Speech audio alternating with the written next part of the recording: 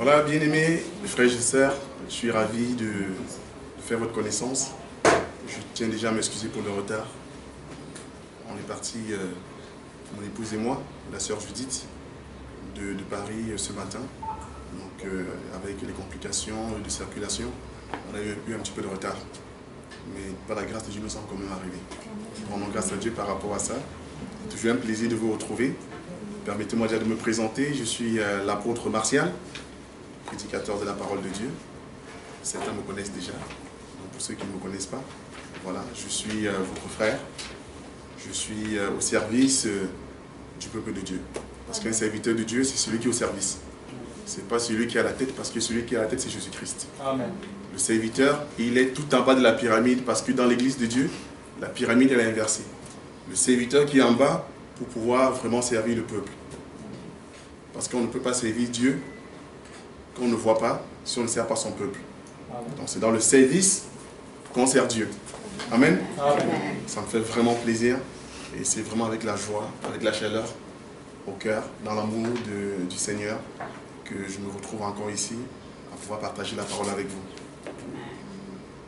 Avant toute chose, je vais demander à nos sœurs que je ne connais pas, par la grâce de Dieu déjà, comme ça on va se présenter. On va commencer, je connais le frère Hugo qui est là. Je vais demander à la sœur, déjà au moins votre prénom. C'est pas la peine de vous lever, maman, juste le nom. Je suis Patricia. La sœur Patricia. Ouais.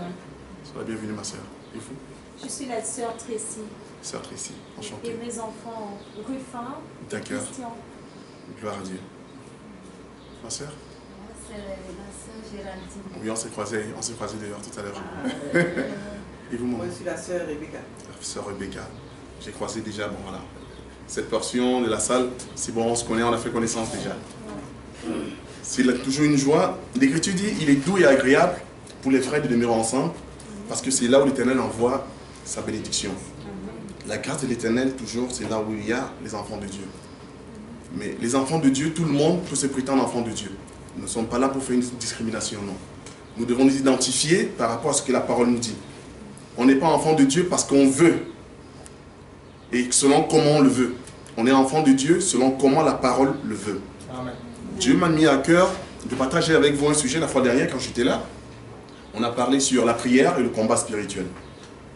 J'ai expliqué qu'on ne peut pas prier déjà sans pouvoir identifier sur quel autel on prie. C'est quoi l'autel? L'autel, ce sont les Écritures.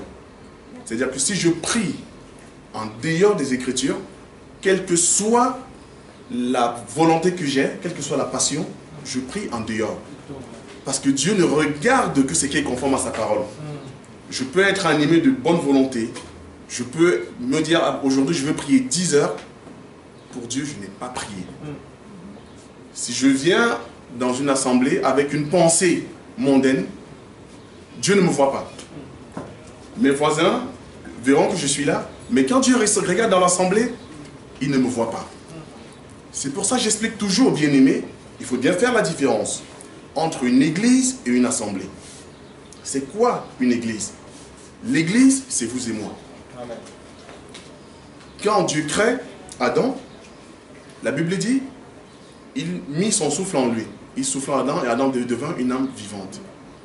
Et quand nous lisons le livre dans les épîtres, la Bible dit que Dieu n'habite pas dans des bâtiments faits des mains d'hommes. Parce que le bâtiment que Dieu a construit, dans lequel il a habité, c'était Adam. C'est vous et moi. Dieu habite en nous. La Bible dit, ce n'est plus vous qui vivez, c'est Christ qui vit en nous.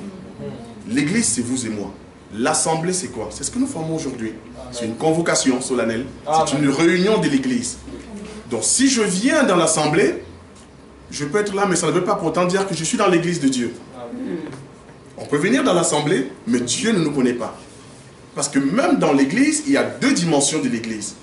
Il y a l'église locale, telle que nous sommes là, tout le monde vient, mon frère, ma soeur. Il y a l'église corps de Christ. Pour rentrer dans l'église corps de Christ, il y a des critères. Je peux arriver ici, mon voisin ne sait pas comment je vis. Il n'a même pas à connaître quelle est ma vie, ce que je fais. Dieu, il connaît ma vie. Quand Dieu, il me regarde, il peut m'identifier comme étant son enfant ou pas. Par rapport à ce que disent les Écritures. Ce n'est pas le fait de venir à l'église, dans l'assemblée tous les jours, matin, midi, soir, ce n'est pas ça qui fait de moi un enfant de Dieu. Amen. Hein, ma soeur, on est d'accord? Gloire à Dieu. Pour ça, aujourd'hui, j'expliquais également que si on ne sait pas où se positionner pour prier, quand je dis où, je ne dis pas, ce n'est pas un lieu. Notre lieu de prière, c'est les Écritures.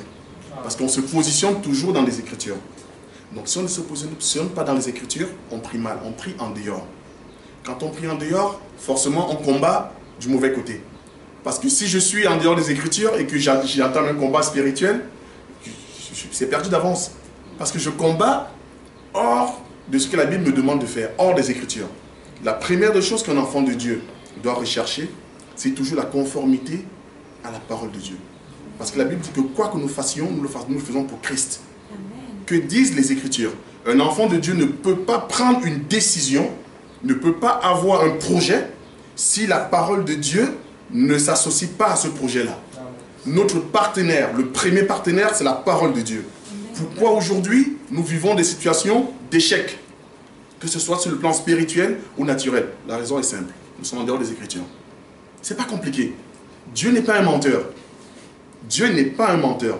Si je prie, je n'obtiens pas la réponse à ma prière, ce n'est pas Dieu qui est un menteur. C'est moi, j'ai un problème. Je dois identifier encore, moi, ma posture. Je dois regarder ma vie. Pourquoi est-ce que je n'ai pas telle chose? Pourquoi je ne comprends pas telle chose? Pourquoi ma famille n'a pas telle chose? Ce n'est pas Dieu. Dieu, il a l'éternité. Nous avons une portion de la vie seulement.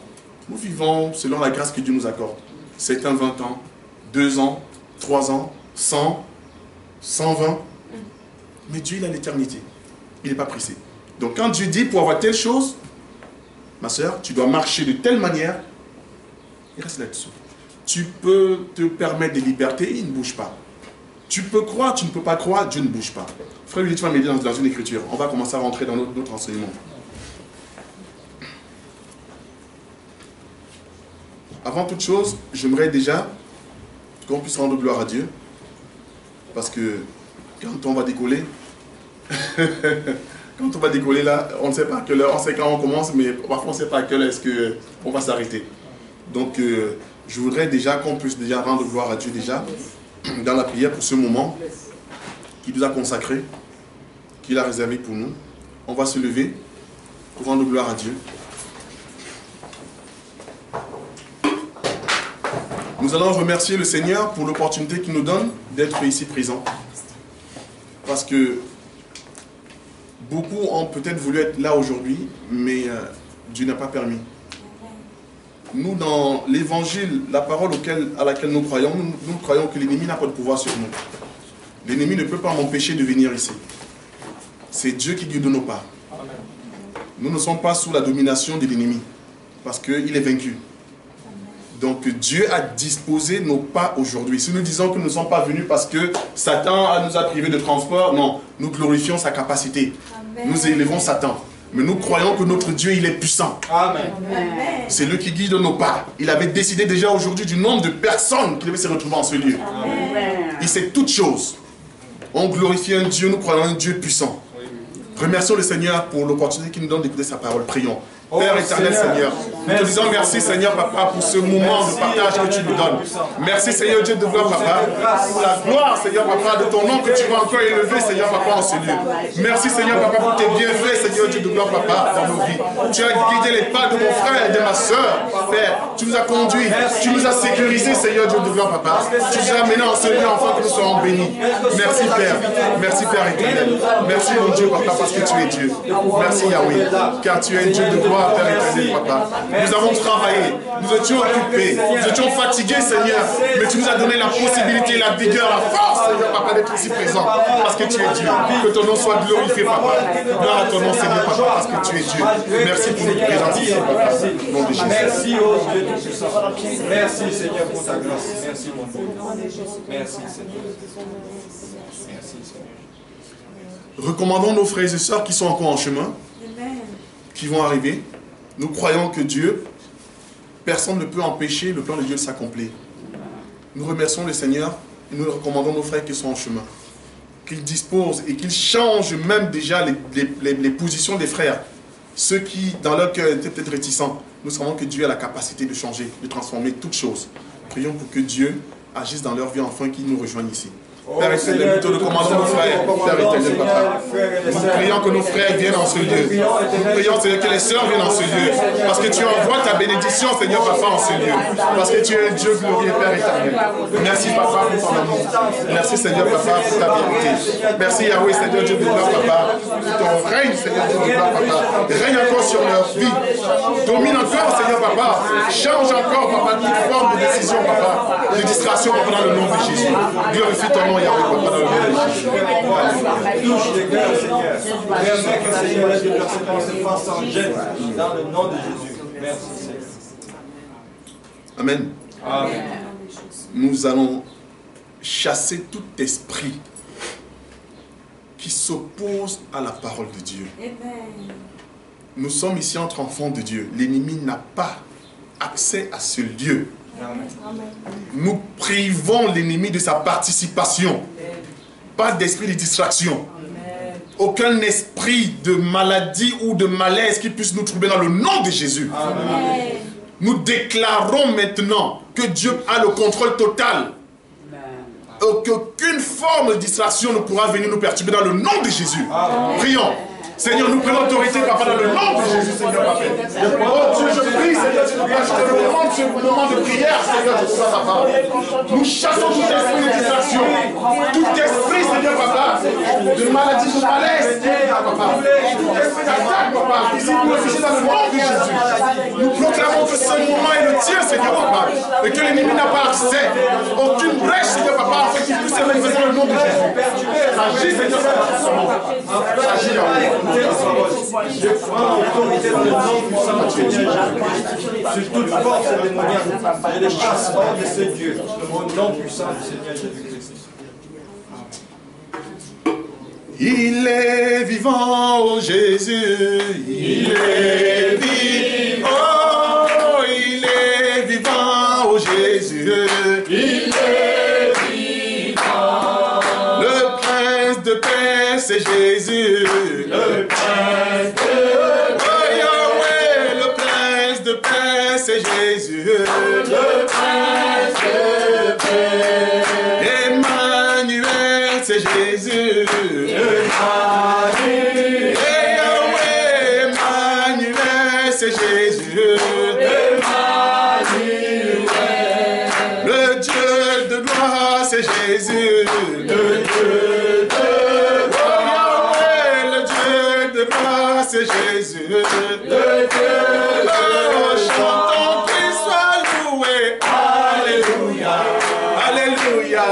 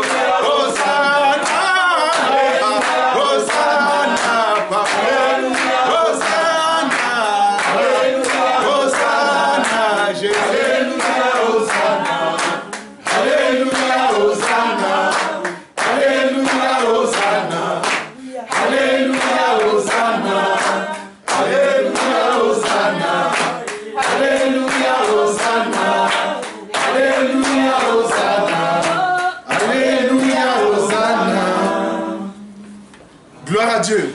Amen. Bien-aimés, sentez-vous libres. Nous n'avons pas reçu un esprit de timidité. Amen. Si un frère ou une sœur a une chanson pour l'Éternel, vas-y ma sœur. Comment ne pas te louer, Jésus? Comment ne pas te louer, Jésus? Comment ne pas? Comment ne pas te louer? Comment ne pas te louer? Comment ne pas te louer? Jésus, comment ne pas te louer? Comment ne pas te louer? Comment ne pas te louer? Jésus. Comment ne pas t'adorer, oh Papa? Comment ne pas t'adorer, Papa?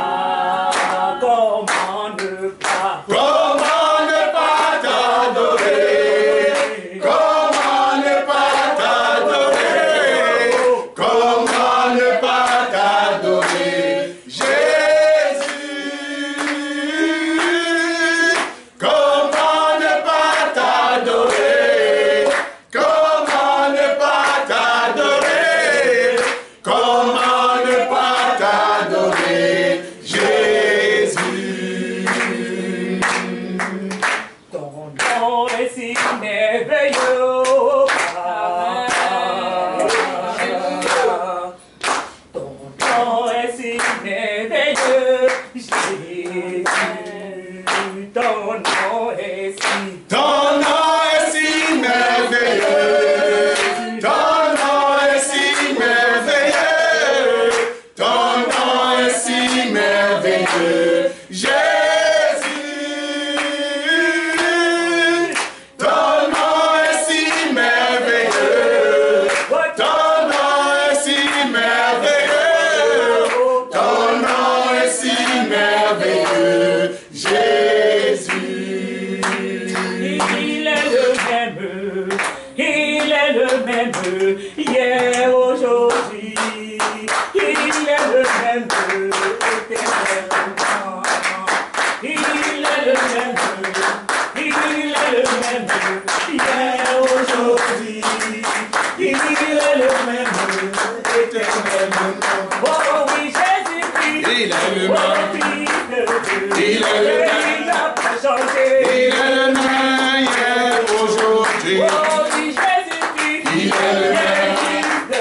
Il est le même. Il n'a pas changé. Il est le même hier, aujourd'hui. Il l'a fait pour toi. Il est le même. Il sera pour moi. Il est le même. Il n'a pas changé. Il est le même hier, aujourd'hui. Oh, il est le même. Il est le même. Oh, yeah, aujourd'hui. Il est le même. Éternellement. Il est le même. Il est le même. Oh, yeah, aujourd'hui. Il est le même. Éternellement. Oh, oui, Jésus-Christ. Il est le même. Il est le même. Il n'a pas changé. Il est le même hier, aujourd'hui. Oh oui, Jésus-Christ. Il est le même. Il est le même. Il n'a pas changé. Il est le même hier, aujourd'hui. Il a fait pour toi. Il est le même. Il sera pour moi. Il est le même. Alléluia. Il est le même hier, aujourd'hui. Il a fait pour lui. Il est le même. Il sera pour toi. Il est le même. Il n'a pas changé. Il est le même hier, aujourd'hui. Oh oui, Jésus-Christ. Il est le même. Il est le même. Il n'a pas changé. Il est le même hier, aujourd'hui. Yahweh, Dieu de miracle. Dans ta main, que les païens fassent des miracles au Papa. Et qu'ils louent ton sein, oh Yahweh. Yahweh, Dieu de miracle.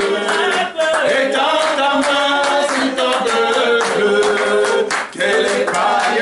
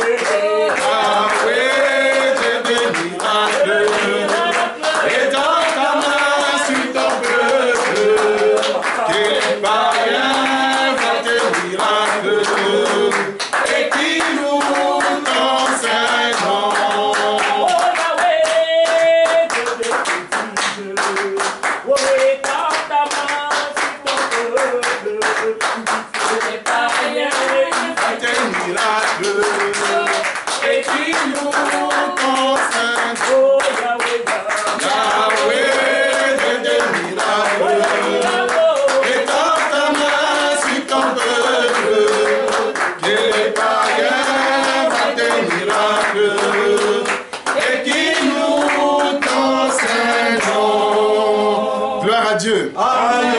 Ah, Amen. ça fait du bien. Alléluia. Qu'est-ce que c'est bon d'être dans la présence de Dieu. Amen. Mon frère, ma soeur, je vais te dire quelque chose. Tu ne ressentiras pas tel que tu es rentré. Amen. C'est pas possible. Dieu doit opérer un changement maintenant dans le nom de Jésus. Nous ne sommes pas réunis ici en vain. Si nous sommes réunis, c'est que Dieu a un but. Et partout Dieu rassemble son peuple, c'est parce qu'il a une promesse. C'est parce qu'il y a quelque chose pour nous. Amen. Amen. On va rester juste une minute pour la lecture, la première lecture de la parole. Et après, vous allez vous asseoir. Frère, il y a une écriture que j'aime beaucoup, Isaïe 55, à partir du verset 8.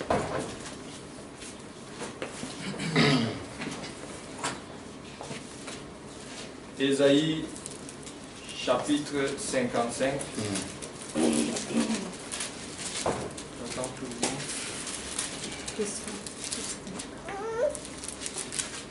Ésaïe, chapitre 55, à partir du verset 8.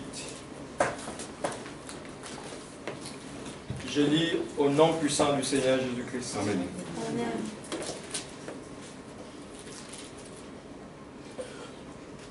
Car mes pensées ne sont pas vos pensées, et vos voix ne sont pas mes voix, dit l'Éternel. Autant les cieux sont élevés au-dessus de la terre, autant mes voix sont élevées au-dessus de vos voix, et mes pensées au-dessus de vos pensées. Comme la pluie et la neige descendent des cieux, et n'y retournent pas sans avoir arrosé, fécondé la terre, et fait germer les plantes, sans avoir donné de la semence au semeur, et du pain à celui qui mange. Ainsi en est-il de ma parole, qui sort de ma bouche. Elle ne retourne point à moi sans effet, sans avoir exécuté ma volonté et accompli mes desseins. Amen. Amen. Acclamons pour l'écriture. Merci à vous.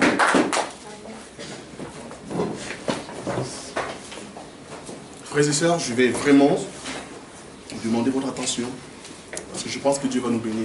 Amen. Isaïe dit, le prophète Isaïe ici nous révèle la pensée de Dieu. Dieu nous révèle à travers le prophète Isaïe. Dieu dit, mes pensées ne sont pas vos pensées, mes voix ne sont pas vos voix. Qu'est-ce que ça veut dire? C'est-à-dire que être un enfant de Dieu, c'est pouvoir avoir la pensée de Dieu. C'est quoi la pensée de Dieu? Si on n'a pas la pensée de Dieu, on ne peut pas se définir comme étant un enfant de Dieu. C'est pour ça l'enseignement que Dieu m'a mis à cœur aujourd'hui, c'est la révélation d'un enfant de Dieu. Dieu faisant grâce, demain nous pourrions aborder également la révélation du sacrificateur. Parce que ça va de pair. Le sacrificateur, c'est le ministre. Qui peut être présenté et défini comme étant un enfant de Dieu. C'est important. L'Écriture doit nous permettre de pouvoir nous identifier, de pouvoir nous révéler, de comprendre qui nous sommes et qui nous ne sommes pas. Vous savez, si on ne sait pas de qui on est issu, on ne sait pas à quoi on a droit. Si je n'ai pas la révélation de qui est mon père, je ne sais pas à quoi j'ai droit. Parce que si je pense que mon père c'est un roi, alors je pense que j'ai droit à la bénédiction d'un prince. Amen. Mais si je n'ai pas la connaissance de qui je suis issu, on peut me faire croire que je suis n'importe qui. Si on ne sait pas de qui on est issu, on peut nous faire passer pour n'importe qui. Si je ne sais pas de qui je suis une épouse, parce que l'Église est une épouse, si je ne connais pas qui est mon mari, alors je suis une prostituée. Parce que la femme doit pouvoir identifier son mari. La femme, c'est celle qui connaît son mari. Toutes les femmes peuvent dire, cet homme-là, je le connais. Ah, mais tu le connais comment? C'est ça le problème. Parce que je le vois souvent passer, ce n'est pas le connaître. Parce que je le vois souvent parler, ce n'est pas le connaître. Il n'y a que la femme qui peut dire, je connais cet homme parce que c'est mon mari. Parce qu'il y a des choses qui ne sont révélées qu'à la femme. Amen. Il y a des choses que le mari ne peut révéler qu'à sa femme. Vous savez, nous pouvons être assis là, par exemple, je vais regarder ma femme, je vais gratter ma tête, elle a compris. Et c'est quand je gratte la tête comme ça 2 fois, c'est déjà un message. C'est un langage codé. Elle sait que j'ai besoin de quelque chose.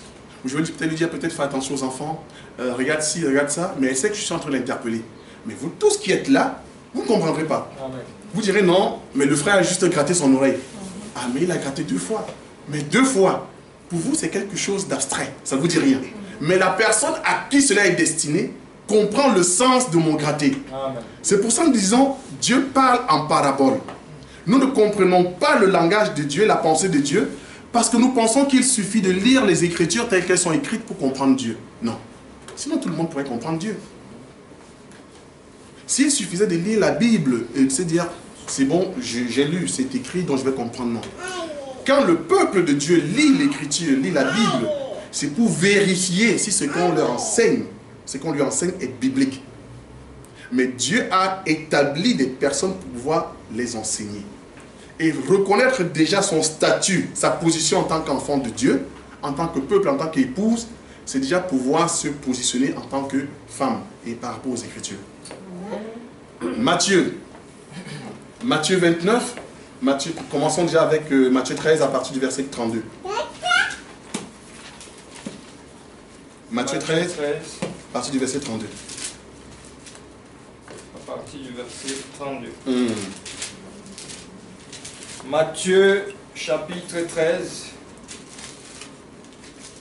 à partir du verset 32. Tu peux y aller, mon frère. Je lis au nom puissant du Seigneur Jésus-Christ.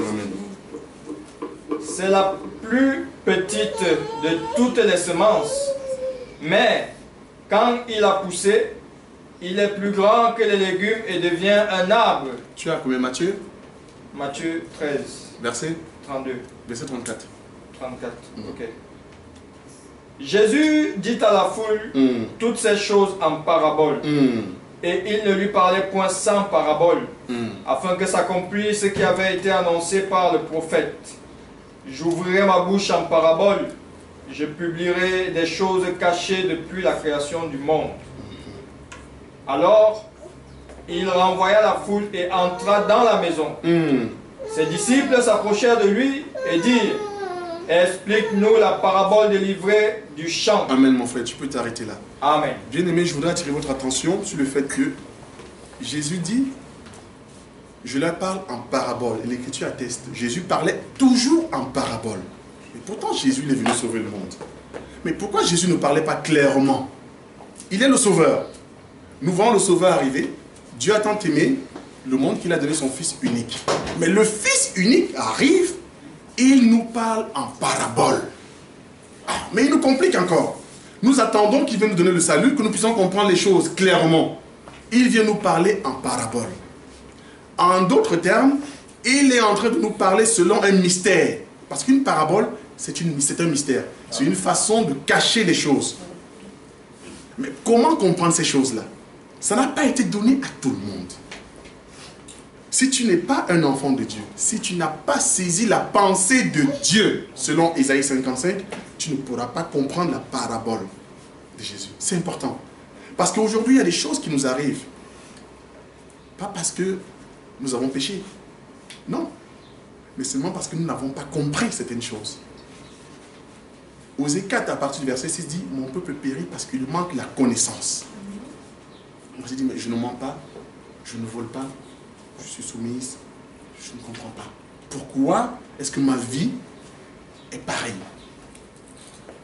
Mais s'il suffisait de ne pas voler, de ne pas mentir, pour être un enfant de Dieu, tout le monde serait un enfant de Dieu.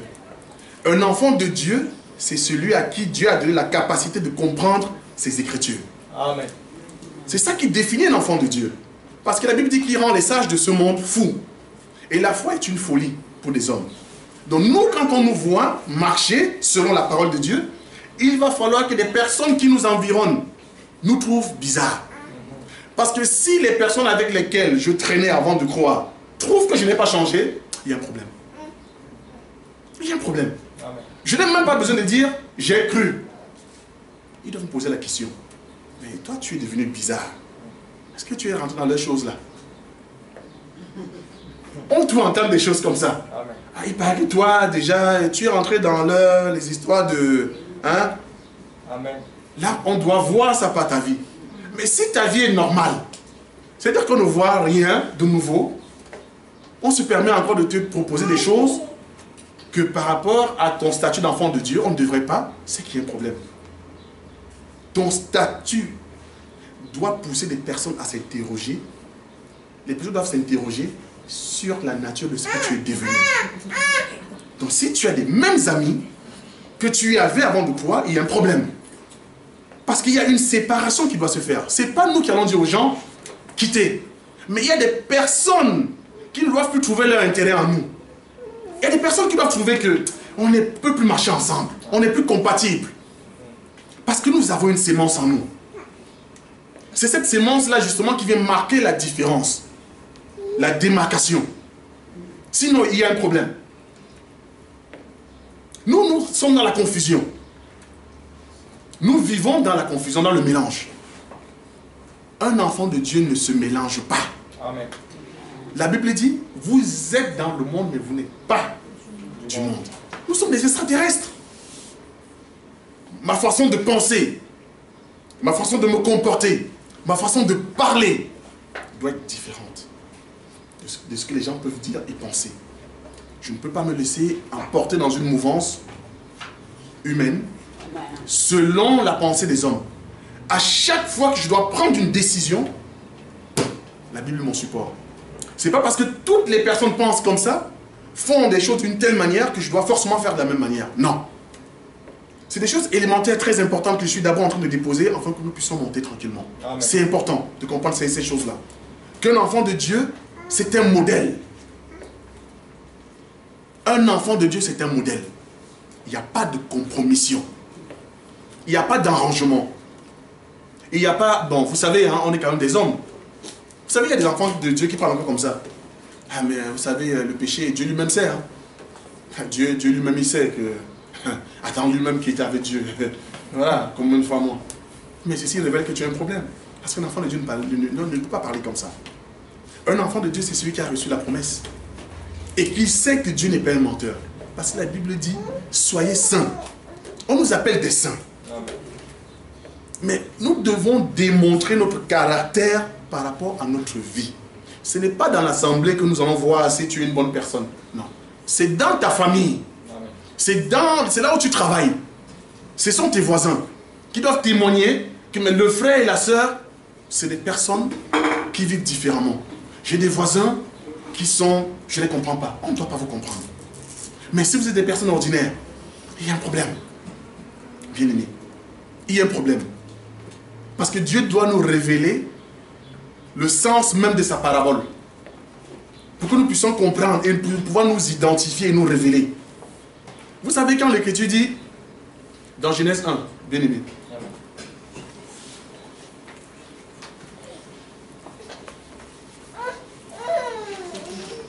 Genèse 1 au premier verset. À partir du premier verset jusqu'au verset 2. À partir du premier verset jusqu'au verset 2. Oui. Genèse chapitre 1, à partir du premier verset jusqu'au verset 2. Au nom du Seigneur Jésus-Christ. Au commencement, Dieu créa les cieux et la terre. La terre était informe et vide. Il y avait des ténèbres à la surface de l'abîme. Et l'Esprit de Dieu se mouvait au-dessus des eaux. Amen. Amen. Quand nous lisons cette écriture-là, on se dit, bon, au commencement, l'Esprit de Dieu se mouvait au-dessus des eaux. Mais si je ne comprends pas cette écriture-là, il y a un problème. À chaque fois que je dois lire une écriture, je dois comprendre quel est mon intérêt dans cette écriture. Dieu n'a pas donné l'écriture pour que je puisse lire et être content simplement, bon, j'ai lu. Non. Dans chaque fois que je lis une écriture, je dois comprendre quel est le sens de cette écriture. Comment je peux comprendre cette écriture et la vivre. C'est important. Mais ici, le livre de la Genèse, c'est un livre prophétique. Ça veut dire que c'est un livre qui révèle les choses qui doivent arriver. Amen. Qui nous annonce des choses à venir. Mais pourquoi on nous dit l'Esprit de Dieu se mouvait sur des eaux? Frère, quand tu es un enfant qui n'a pas la pensée de Dieu, tu vas croire que les eaux, effectivement, c'est la mer que tu vois là. Un frigo. Mais pourquoi donc l'Esprit de Dieu se mouvait sur des eaux? Pourquoi on nous dit ça? Ça ne nous intéresse pas. Attendons quand on a créé l'homme. Comme ça, au moins, c'est que l'homme rentre en action. Là, c'est important. Ben, on dit l'Esprit de Dieu se mouvait sur des eaux. Mais moi, ça m'a interpellé. Je me suis dit, non, je dois comprendre ces choses-là. Les frères doivent comprendre ces choses-là. Parce que la révélation de ce que nous sommes passe par ces choses-là. Pourquoi l'Esprit de Dieu se mouvait? Mais en réalité, Dieu, c'est quelqu'un qui se répète toujours. Dieu est toujours dans la répétition, mais il nous embrouille parce que c'est des énigmes. Pour pas que les gens du dehors puissent comprendre ces choses-là. C'est notre bénédiction. Amen. Et parce que si nous comprenons ces choses-là, nous sommes bénis. Spirituellement et matériellement. On n'a même pas besoin de jeûner. Comprendre la parole. Je dis comprendre la parole déjà, c'est une bénédiction. Amen. Parce que si tu jeûnes sans comprendre la parole, tu n'as pas jeûné, c'est la grève de la faim. Amen. Hein, ma soeur? Si tu jeûnes en dehors de la parole, tu as fait la grève de la faim. Tu peux te lever le matin parce que tu n'as rien à manger. Tu te dis, ah, finalement, je vais même jeûner une fois aujourd'hui. Non, ce n'est pas le jeûne. Le jeûne, c'est se priver. Mais si tu te lèves parce que tu sais que, bon, là, finalement, je pense que je vais manger vers 17h. Ah, bon, je vais jeûner une fois. Non, non. Toi, tu te prives, il faut manger.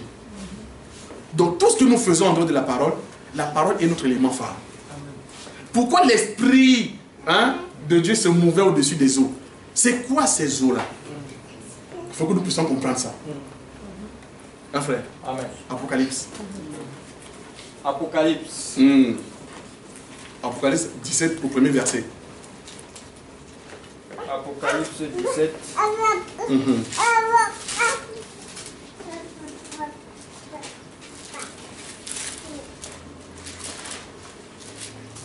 Apocalypse 17 au premier verset. Je lis au nom puissant du Seigneur Jésus-Christ. Amen. Puis un des 7 anges qui tenait les 7 coupes vint. Et il m'adressa la parole en disant, viens, je te montrerai le jugement de la grande prostituée qui est assise sur les grandes eaux. Oh! Amen. Attends frère, reste debout. C'est ça, moi ça m'interpelle. L'ange dit, Agent, viens, je vais te montrer le jugement de la grande prostituée qui est assise où? Sur des eaux. Mais comment on peut s'asseoir sur des eaux? Ça veut dire quoi s'asseoir sur des eaux? C'est ça le problème que nous demandons, c'est ça les choses que nous devons comprendre. Parce que quand nous comprenons ces choses-là, nous marchons avec la gloire de Dieu. Amen. Je dis, nous marchons avec la gloire de Dieu. Verset 15 du même Apocalypse. Je vais au verset 15.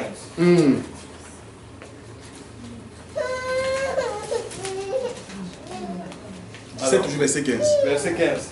Et il me dit, les eaux que tu as vues sur lesquelles la prostituée est assise, ce sont des peuples. Ce sont des peuples. Amen. Des foules. Des nations. Et des langues.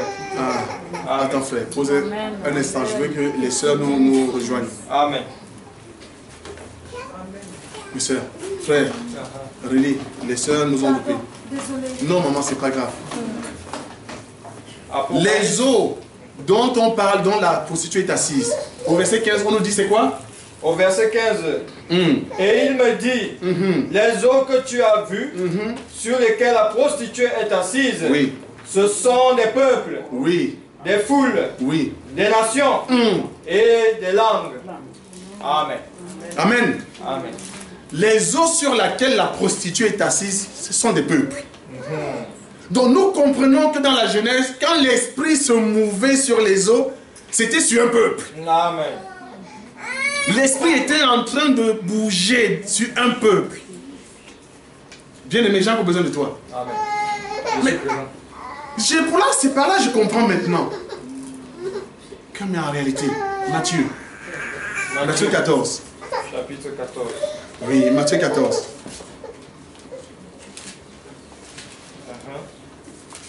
J'y suis. À partir du verset 25. Matthieu 14, à partir du verset 25. À la 4e veille de la nuit, Oui. Jésus alla vers eux, marchant sur la mer. Oh! Marchant. Sur la mer. Continue, frère. Prends à partir du verset 27. Continue 27. Jésus leur dit aussi, rassurez-vous, c'est moi. Oui. N'ayez pas peur. Pierre lui répondit, Seigneur, si c'est toi, ordonne que j'aille vers toi sur les eaux. Ah! Amen. Amen. Amen. Donc nous comprenons quand Jésus est venu, quand il marchait sur les eaux, mais en fait il marchait sur un peuple. Parce que l'esprit de la jeunesse qui se mouvait sur les eaux, c'était Jésus-Christ. Amen. Mais sur quel peuple maintenant Jésus est en train de marcher? Parce que marcher maintenant aussi, c'est pouvoir se dominer. Autant la prostituée est assise sur des eaux, est-ce que c'est sur toi qu'elle est assise ou c'est sur toi que Jésus marche? Parce qu'elle est assise sur des eaux et la Bible dit c'est Babylone, elle est Babylone la grande. Donc Jésus d'un côté marche sur des eaux et la prostituée aussi est assise sur des eaux. Alors, quelle portion de l'eau tu es? Amen. Est-ce que tu es l'eau sur laquelle la prostituée est assise? Ou tu es l'eau où Jésus marche? Amen. C'est ça que nous devons comprendre. La révélation de ce que nous sommes. Parce que si Jésus ne marche pas sur toi, la prostituée est assise sur toi. Si Jésus ne marche pas sur toi, la prostituée est assise sur toi. C'est Babylone. Il y a des personnes aujourd'hui, je crois en Dieu. Ah, tu crois en Dieu? Ok. Pourquoi? Ah, parce que moi je crois en Dieu, Dieu est bon. Mais tout le monde sait que Dieu est bon. Mais nous devons voir si Jésus marche sur toi ou si c'est la prostituée. Comment nous allons le savoir? Par les œuvres. Amen. Il n'y a pas de moitié. Il n'y a pas de moitié. Il n'y a pas, bon, je peux mettre un peu ici, hein, de temps en temps, je viens un peu là. Hein, parce que, bon, vous savez, frère, quand même dans la vie, hein, il faut comprendre les gens. Hein, l'homme est faible. Dieu ne m'a pas dit ça. Dieu a dit, vous avez vaincu. Va avec la force que tu as. Amen. Mais c'est ce que tu déclares. Ce que tu déclares de ta propre bouche, c'est ce qui t'arrive. Job dit, ne faites pas foi à tout esprit. Ce que je crois, c'est ce qui m'arrive. Nous sommes des chrétiens. Hein? On est parfois agités. Le vent souffle un peu, selon les situations. Hein? Aujourd'hui, quand le salaire passe, la paye passe, on a payé le loyer, les enfants ont mangé, on prie bien. Là, cette portion du mois, on prie, non, on prie bien. Parce qu'on prie, on voit que les enfants ont bien mangé. On sait que bon, là, après la prière, on va bien manger. Ah. Quand le 15, le 20, quand ça commence à passer, la prière devient difficile. Ma soeur, on se retrouve dimanche. Ah, je ne sais pas, je veux voir. Parce que la tête est ailleurs. Mais si tu ne viens pas vers Dieu, quand tu es justement dans cette situation, tu iras où? Nous avons intitulé aujourd'hui, sur les flyers qu'on a distribués, venez à moi. Vous qui êtes chargés et fatigués, je vous donnerai du repos. Amen. Jésus ne peut marcher que sur un peuple fatigué. Amen. Si tu as encore la force, il ne peut pas marcher. Nous empêchons Jésus de marcher sur nous, de dominer sur nous. Parce que quand tu as un problème, la première des choses, c'est de savoir comment toi tu vas résoudre ce problème. Et non Jésus. Amen. Mais tu vas commencer à penser, je connais quelqu'un qui a eu ce problème-là. Hein? Mais non, il n'avait pas fait comme ça. Il avait plutôt... Mais c'est quel eau? C'est la prostituée qui est assise sur lui ou c'est Jésus qui marche sur lui? Nous sommes un peuple c'est la folie qui nous guide de Christ. C'est-à-dire, je me lève le matin, je n'ai rien à manger. Je déclare, aujourd'hui, je vais manger. Amen. Dieu n'est pas un menteur. Amen. Amen. Amen. Mais vous savez, ce que les enfants de Dieu n'ont pas compris, c'est d'abord leur statut. Mais la Bible dit, vous êtes des dieux. C'est incroyable. Moi, ça me révolte. Je ne peux pas comprendre comment un enfant de Dieu prend sa Bible, prie, aime Dieu. Mais c'est toujours la personne qui demande tout. Il y a un problème. Il y a un problème. La richesse, c'est pour nous. La gloire, c'est pour nous. Le salut, c'est pour nous. Tout, c'est pour nous. Il y a un problème. Nos corps, c'est le temps de la maladie. La maladie joue avec nous. Oh là là. C'est le centre de loisirs, comme je dis souvent. Quand la maladie veut jouer quelque part, on dit, ah ben, la soeur là, j'arrive. Allez. Ma soeur, qu'est-ce que tu as? Ben, tu sais, c'est toujours ma maladie là. Ah, ta maladie là. Tu as même déjà adopté la maladie. Ma maladie. Ben, tu connais ma maladie là, c'est la même chose. Et même les frères savent déjà que, mais tu sais que la soeur a toujours sa maladie là. C'est déjà un langage. Quand tu demandes à un frère ou une soeur, mais qu'est-ce qui embête la soeur? Ben, tu ne peux, non, mais tu sais, ça fait au moins 3 ans. Elle a toujours sa même maladie là. Ah, vous êtes des chrétiens. Vous êtes des chrétiens, mais il y a un problème, vous faites des dieux menteurs.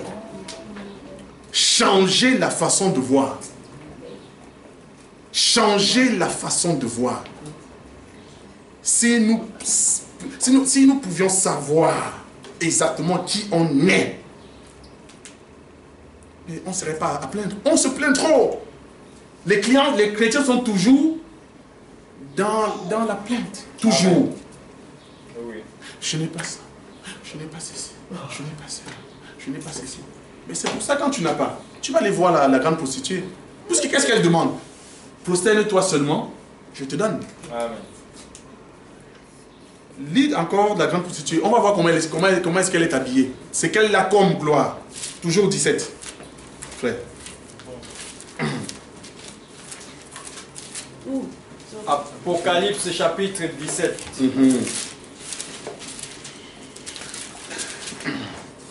Apocalypse.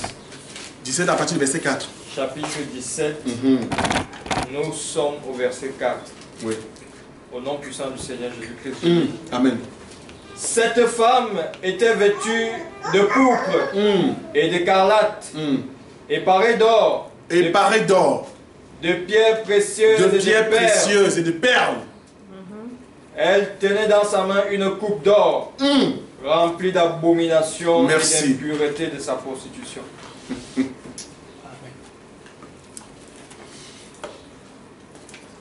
L'habillement. Quand on parle d'un vêtement et d'un habillement, ça définit ce que nous sommes. La Bible ne dit rien pour rien. Quand Dieu vous regarde, il regarde deux choses. Il regarde comment vous êtes vêtu et qu'est-ce que vous avez en main. Quand Dieu vous regarde, Frégo, quand Dieu te regarde, il regarde comment tu es vêtu et qu'est-ce que tu tiens en main. Je vais vous expliquer. L'habillement, le vêtement, définissent beaucoup de choses. Déjà, quand on parle de l'habillement, ça définit une fonction. Frère, tu as fait l'armée? Oui. Quand on dit l'habillement d'un soldat, c'est différent de l'habillement. Quand on voit la tenue, on sait à quel corps on va te... Tu es affilié. Quand je vois, par exemple, un contrôleur de train, et il a pas besoin de me dire je suis contrôleur. Dès que je vois seulement à son habillement, je sais qu'il est contrôleur. Quand je vois un capitaine de bateau, quand je vois comment est-ce qu'il est habillé, je sais que voilà sa fonction. Le vêtement maintenant aussi c'est autre chose. Le vêtement c'est pour se courir d'abord. Il n'y a pas le vêtement du soldat, non c'est l'habillement. Mais le vêtement que nous avons, ce sont des œuvres. Les œuvres que nous portons sur nous, c'est ça notre vêtement. Quand Dieu te regarde, il va que tu n'as rien sur toi. Tu peux attacher le foulard jusqu'à le boulot. Tout ce que tu veux. Mais Dieu, il ne voit rien. Il voit que tu n'es même pas habillé. Et tu n'as rien en main. Parce que ce sont des œuvres. La foi, ce sont des œuvres. Bien-aimé, Genèse 4. Genèse chapitre 4.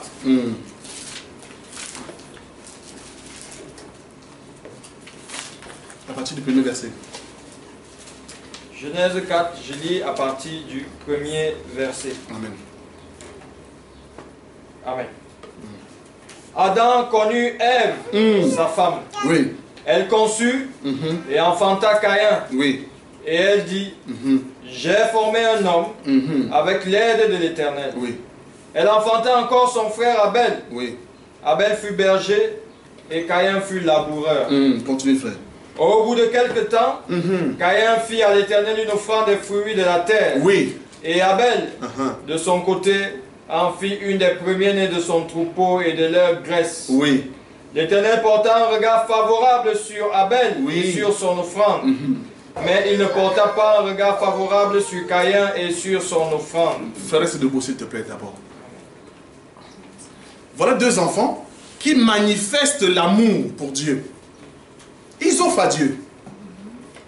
Mais la Bible dit que l'un, Dieu porte les regards, et l'autre, Dieu n'approuve pas du tout. Il y a une chose que nous devons comprendre. Un enfant de Dieu, c'est de comprendre la pensée. Avant de regarder l'offrande, Dieu regarde d'abord la personne. Prédis le verset. Dieu ne porta pas un... L'Éternel porta un regard favorable sur Abel. Sur Abel. Et sur son offrande. Et sur son offrande. Donc pour que Dieu agrée ton offrande, il doit d'abord toi t'agréer. Amen. Tu ne peux pas offrir quelque chose à Dieu alors que toi-même, tu n'es pas en conformité avec la parole de Dieu. Amen. Dieu ne manque de rien. Il est saint. Ce n'est pas parce que tu viens à l'église, tu vas faire des offrandes, tu vas aller... Non, Dieu te regarde d'abord, toi. Il porta d'abord le regard sur l'homme avant l'offrande. C'est très important.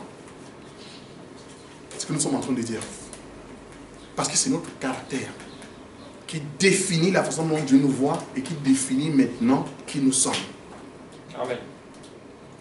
Vous allez voir, quand Dieu crée l'homme, Genèse 1, verset 26.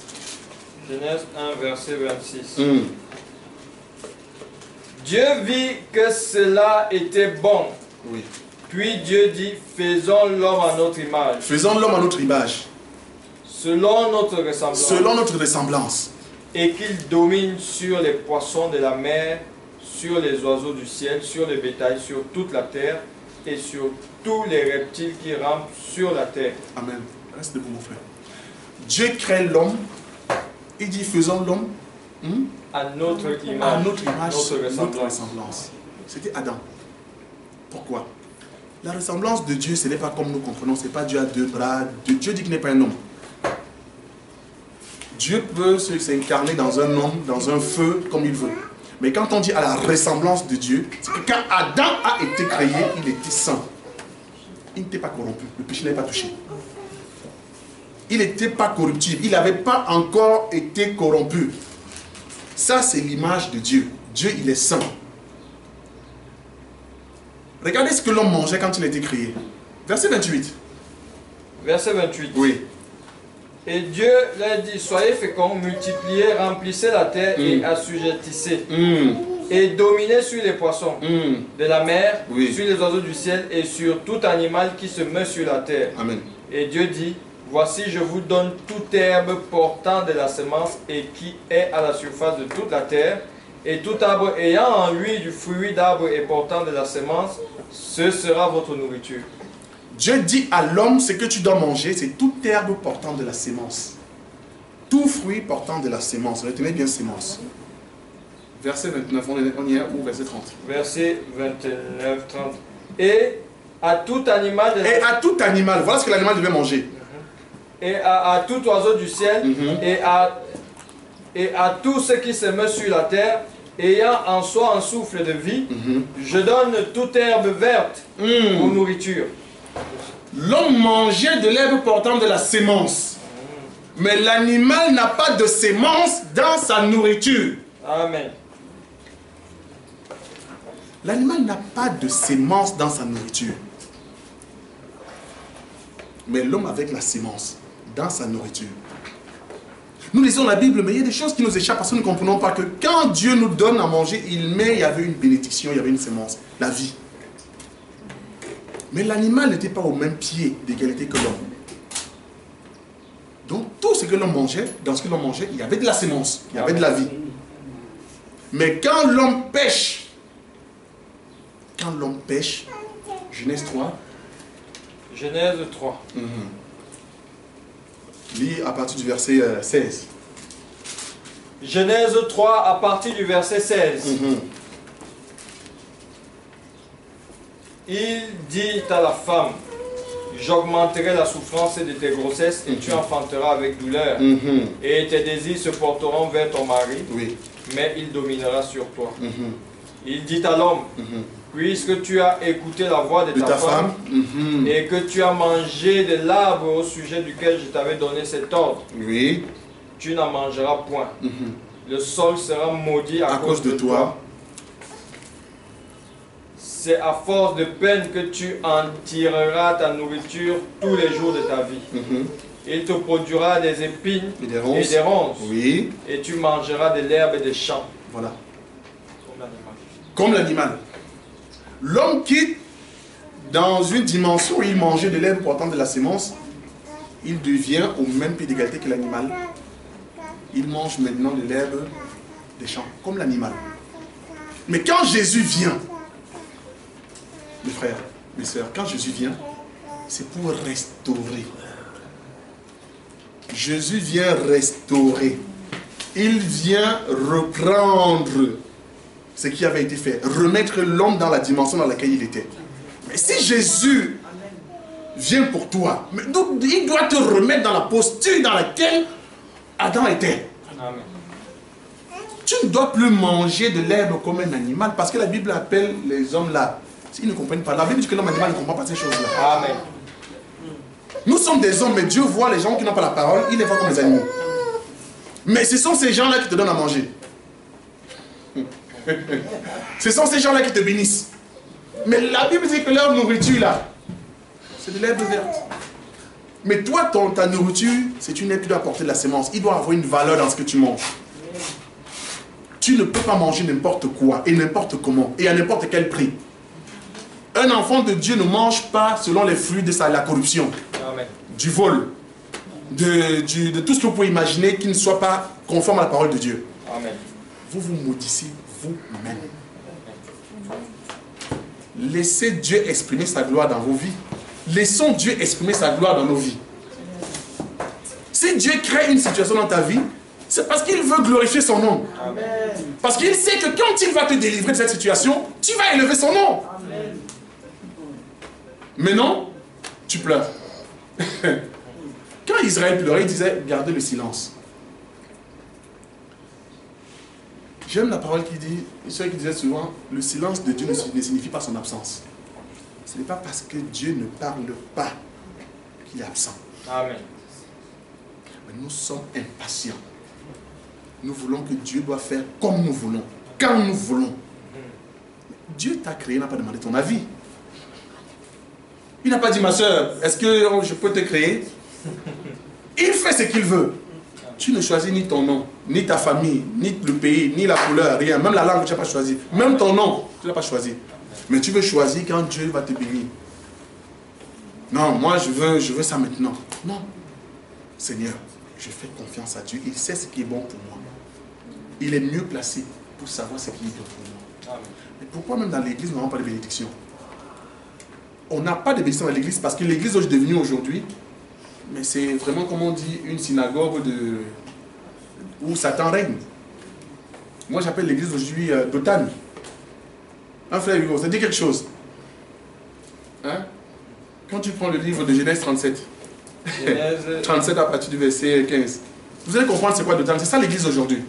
Genèse 37 à partir de combien? À partir du verset 16. Genèse 37 à partir du verset 16. Genèse 37 Oui. à partir du verset 16. À partir du verset 16, oui. J'ai lu au nom puissant du Seigneur Jésus-Christ. Que cherches-tu? Joseph répondit. Oui. Je cherche mes frères. Ah, point. Joseph cherchait ses frères. Mais quand on vient vers ses frères, quand on a l'amour d'aller vers ses frères, hein, on dit ses frères. Joseph cherchait ses frères. Mais à l'église, nous sommes des frères. Continue, frère. Dis-moi, je te prie, Oui. où ils font paître leurs troupeaux. Oh, vraiment. Continue, frère. Et l'homme dit, L'homme dit, ils sont partis d'ici. Oui. Car je les ai entendus dire, allons à Dothan. Allons à Dothan. Continue, frère. Joseph alla après ses frères et il les trouva à Dothan. Il les trouva où? À Dothan. Continue. Il le vit de loin. Qui le vit de loin? Ses frères. Ses frères le vit de loin.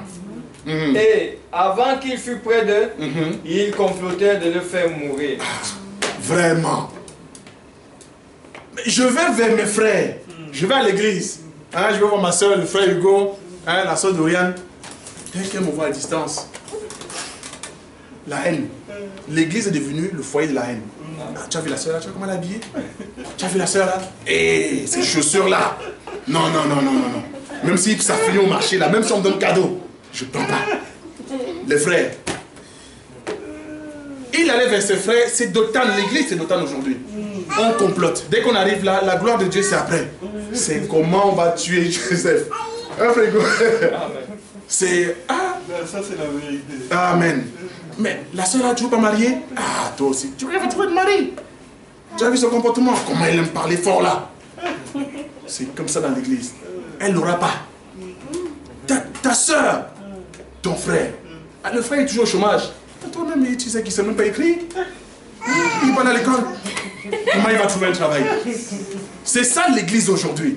Et on termine, mon frère, que Dieu te bénisse. Non, c'est que Dieu te maudisse. Il faut être franc. Mais il faut être franc.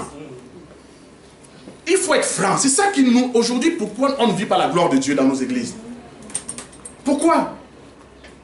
Parce qu'on est dans cette mouvance-là. Il y en a qui viennent avec la joie d'aller vers leurs frères. Mais dès que les frères le voient de loin, encore celui-là, pardon, pas. Parce que lui, elle va, ta soeur a tout le problème, pardon. Il va commencer à nous rappeler ses problèmes ici, on va dormir ici. Mais tu dois dormir pour ta soeur, s'il le faut. Encore le frère là. Non, le frère là, vraiment, je crois qu'il a un mauvais esprit. Parce que je ne comprends pas. Depuis on prie pour son problème, c'est pas désolé. Non. Il doit savoir, il sait. Il faut lui demander, il sait. Il doit nous dire la vérité. Mais on incrimine des soeurs et des frères. C'est ça l'église. Ce n'est pas l'église de Dieu. Amen. Ce n'est pas ça l'église de Dieu. Dans l'église de Dieu, il y a une façon de s'habiller. C'est ça qu'on appelle l'habillement. De se comporter. Frère, merci. Dans l'église de Dieu, il y a une façon de se comporter. Il y a une tenue qu'on porte. La tenue, c'est le comportement d'un enfant de Dieu. Bien aimé. Apocalypse 7, à partir du verset 9. Apocalypse chapitre 7, à partir du verset 9. Oui.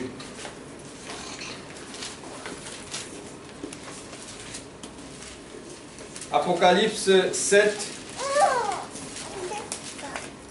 à partir du verset 9. Après cela, oui. Je regardais, et voici, oui. Il y avait une grande foule, oui.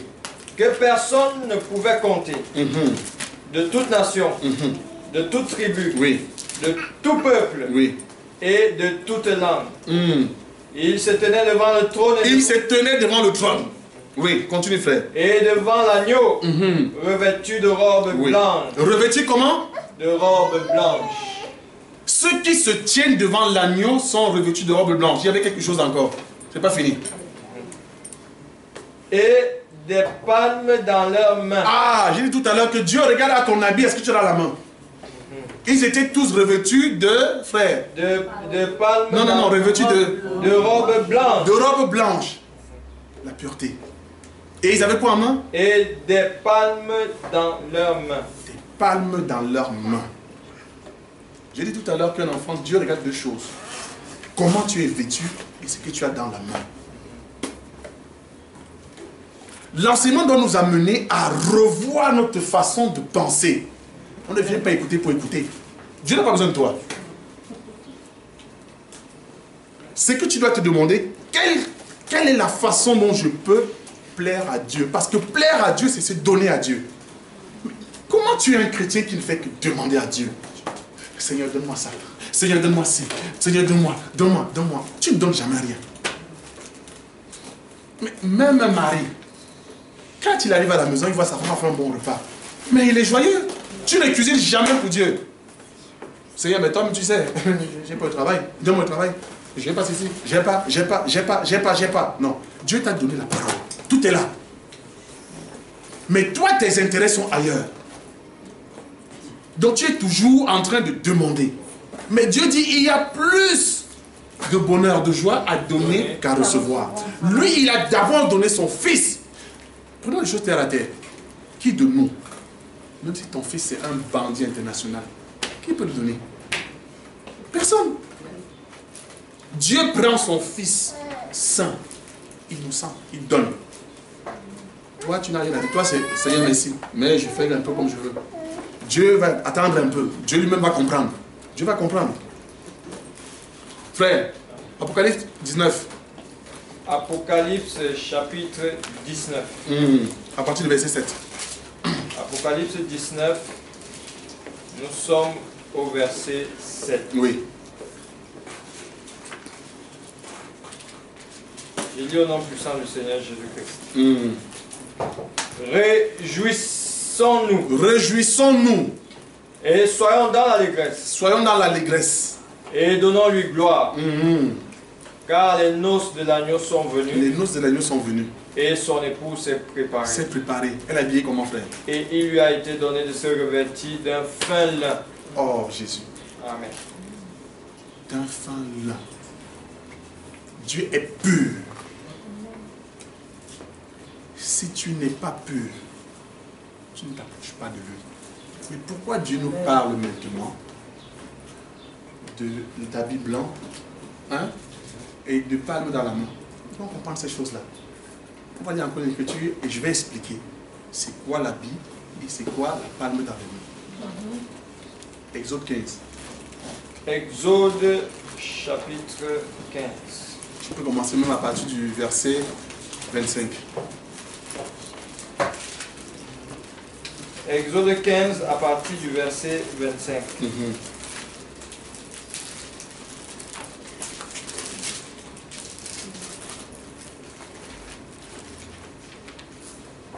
Moïse cria à l'Éternel, et l'Éternel lui indiqua un bois.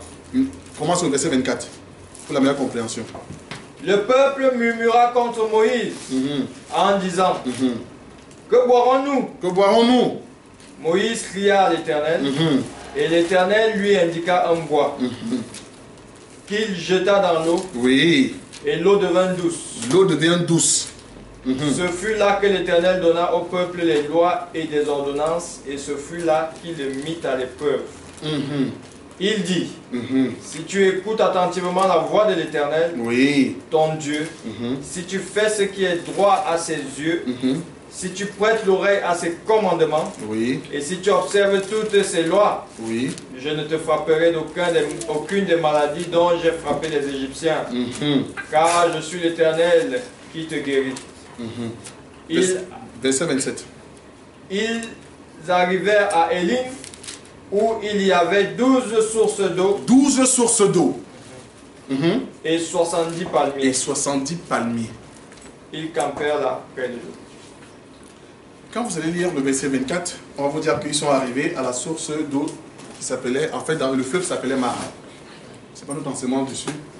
Vous allez voir que quand Naomi, par exemple, a ramené Ruth de chez les Moab, les Moabites, elle a dit, ne m'appelez plus, hein, Naomi, appelez-moi Mara. Mara qui voulait dire amertume. Pour que l'eau là soit potable, il fallait jeter justement un bois. Mais ce qui nous interpelle, c'est qu'ils arrivent à une source où il y a 12 sources d'eau, 70 palmiers. Les 12 sources d'eau, je peux les simplement pour que vous puissiez comprendre. Avec les frères, demain, on pourra monter. 12 ici, c'est le chiffre justement des prophètes. Les 12 fils de Jacob. C'est aussi les 12 apôtres.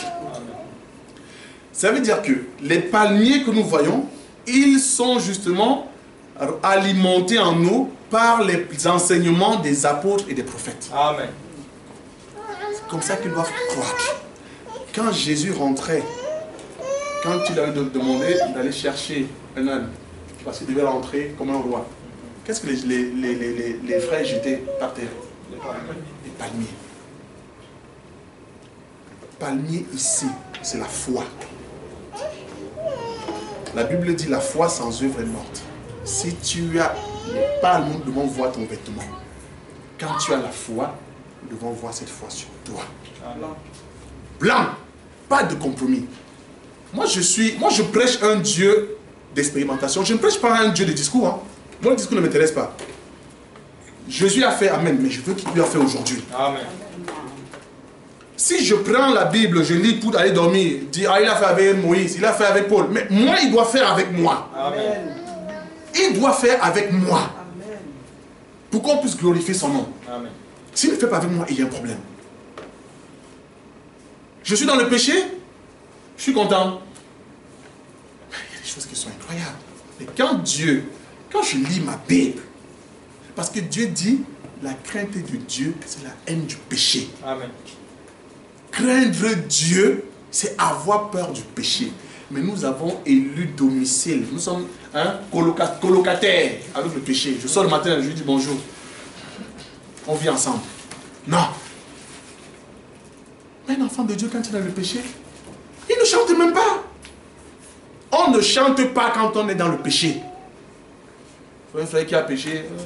Alléluia, Seigneur Jésus. Non. Tu dois avoir la tristesse dans le cœur. Tu dois avoir la tristesse dans le cœur. Mais le prophète nous dit ça. Psaume 137. Mais nous devons, Dieu a mis à côté de nous tous les éléments de pouvoir marcher conformément afin de bénéficier de sa grâce, mais nous rejetons. Psaume 137. Psaume 137. Oui, je suis. À partir du premier verset. Psaume 137 à partir du premier verset. Je lis dans le nom puissant du Seigneur Jésus-Christ. Amen. Sur les bords des fleuves de Babylone. Sur les bords du fleuve de Babylone. N'oubliez pas que la grande prostituée était assise sur des eaux à Babylone. Sur les bords du fleuve de Babylone. Nous étions assis et nous pleurions. Nous étions assis et nous pleurions. Et nous, en nous souvenant de Sion. En nous souvenant de Sion, point. Israël, en train de nous expliquer, ils se sont retrouvés, ils étaient en Israël, à Jérusalem. À cause du péché, ils se sont retrouvés à Babylone, sur le bord du fleuve Babylone. Mais quand ils se souvenaient de Sion, ils pleuraient. C'est le regret. Quand tu pêches, tu quittes de Jérusalem à Babylone. Parce que le péché, c'est Babylone. Mais il faut que je vous explique avec Hébreux 12, verset 22, pour comprendre c'est quoi Sion. Hébreux 12. Nous souvenons de Sion. Hébreux 12, à partir du verset 22. Hébreux 12, à partir du verset 22. Oui. Mais vous vous êtes approchés de la montagne de Sion, de la cité de Dieu vivant. De la cité de Dieu vivant. La Jérusalem céleste. La Jérusalem céleste. Des myriades qui forment le cœur des anges. Quand tu quittes de la Jérusalem céleste, tu vas à Sion, tu ne chantes pas. Je ne sais pas moi qui dis. Continue, reviens encore sur Sion. Oui, Psaume 137. On va dire que mais on n'a pas compris pourquoi il dit qu'on ne doit pas chanter. Hein? Il faut parler avec les Écritures. Ma soeur, tu n'es pas d'accord. Après là, tu dis, frère, apôtre, tu as dit ça.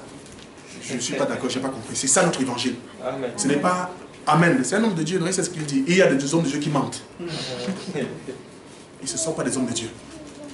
On pose la question. Il faut être comme le peuple de Béré. Quand on l'écrit, vous vérifiez à la maison. Demain, vous appelez le frère Uli. Il a dit ceci, mais je vois que là, je ne comprends pas bien. Le frère, il va vous expliquer. Si le frère, lui, n'a pas d'explication, il va m'appeler. Il y a le frère Hugo qui est là. Il faut les appeler. Il ne faut pas les laisser tranquilles. Frère, continue. On recommence pour la meilleure compréhension. Sur les bords des fleuves de Babylone. Sur les bords du fleuve de Babylone. Nous étions assis et nous pleurions. Nous étions assis et nous pleurions. En nous souvenant de Sion. En nous souvenant de Sion. En nous souvenant de la cité de Dieu. La cité de Dieu, c'est la parole. Oui. Au sol de la contrée, nous avions suspendu nos harpes. Nous avions suspendu nos harpes. On ne chantait pas. Pourquoi? Vas-y, continue. Là, nos vainqueurs nous demandaient des chants. Ah, c'est la dame qui domine sur toi. Nos vainqueurs, ceux qui nous ont vaincus. La grande prostituée, oui. nous demandèrent des champs. des champs. Et nos oppresseurs, De la joie. C'est ça, même pour la frère. Satan, ce qu'il veut, c'est que vous puissiez vous réjouir du péché. Un enfant de Dieu qui commence à se réjouir du péché. Ça y est. Tu dois sentir que tu t'es éloigné de Sion. Qu'est-ce qu'il répond?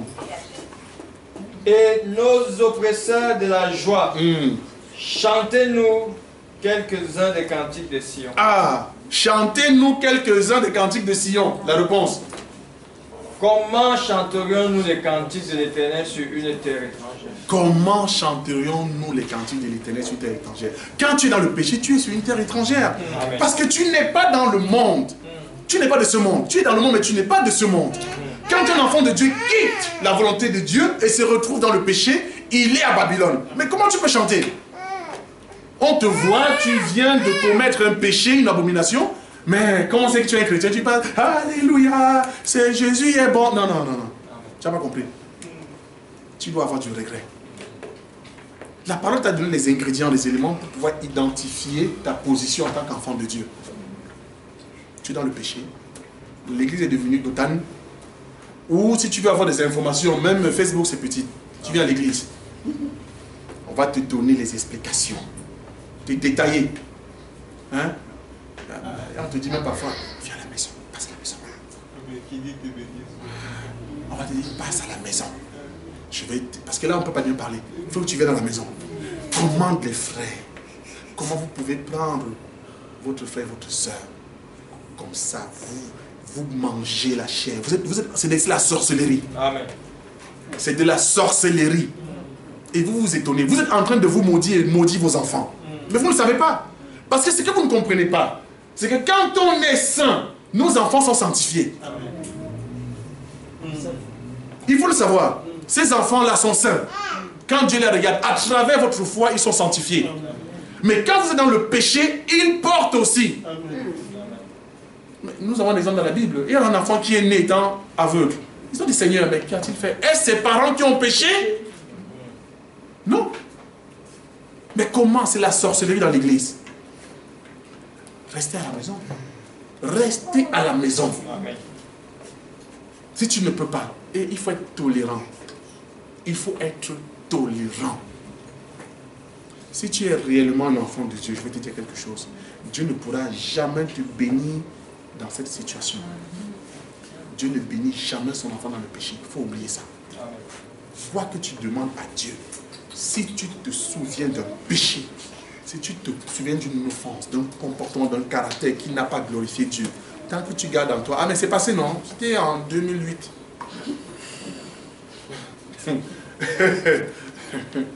Dieu il a l'éternité. La Bible dit, un jour pour Dieu c'est comme 1000 ans. 1000 ans comme un jour. Toi tu vois 2008, Dieu voit que c'est là. Dieu c'est un jour. Dieu vit dans un jour. Il faut comprendre ça. Ma soeur, cette journée là où nous sommes aujourd'hui là, cette journée, quand on était hier, c'était le futur. On est le 21. Hein? Oui. Hier le 20. On voyait le 21 comme étant le futur. Hein? Aujourd'hui le 21. Ce même 21 là, c'est devenu le présent. Demain le même 21 sera le passé. Nous voyons que ça passe, mais pour Dieu, il renouvelle simplement un seul jour. Dieu est toujours dans un jour. Quand on dit 7 jours, 7 c'est simplement le chiffre de l'achèvement. C'est pour dire que ça fait 1. Dieu est créé en 7 jours et Dieu a sanctifié le 7e jour. Tant que tu ne vis pas comme ça, tu n'es pas encore rentré dans le 7e jour, tu n'as pas de repos. Le repos c'est dans le 7e jour. Venez vous qui êtes fatigués, chargés, je vous donnerai du repos. Dieu n'a pas dit venez détruire mes enfants. Dieu n'a pas dit il est doux et agréable aux hypocrites de demeurer ensemble. Amen. Dieu n'a jamais dit ça. C'est votre pensée. Ça c'est une association, ce n'est pas une église. Dieu n'a jamais fait une église où on va s'asseoir pour manger les frères. Dieu n'a pas fait ça. Le mot église, la première personne qui a dit église c'est Jésus-Christ. Amen. Il faut lire la Bible. Avant que Jésus n'arrive, les gens priaient. Jésus n'est pas venu quand on a commencé à prier avec Jésus. Non, la Bible dit que depuis Enoch, on commençait à invoquer le nom de l'Éternel. Mais quand Jésus vient, il dit, je bâtirai mon église. Attention, il n'a pas dit je bâtirai l'église. Mon église. Parce que Jésus savait que d'autres aussi devaient bâtir leurs églises. Dans l'église de Jésus-Christ, c'est la sanctification. Mon frère, ma soeur, marche selon la sanctification, tes voies s'ouvrent. La Bible dit que même un soupir, c'est déjà une prière.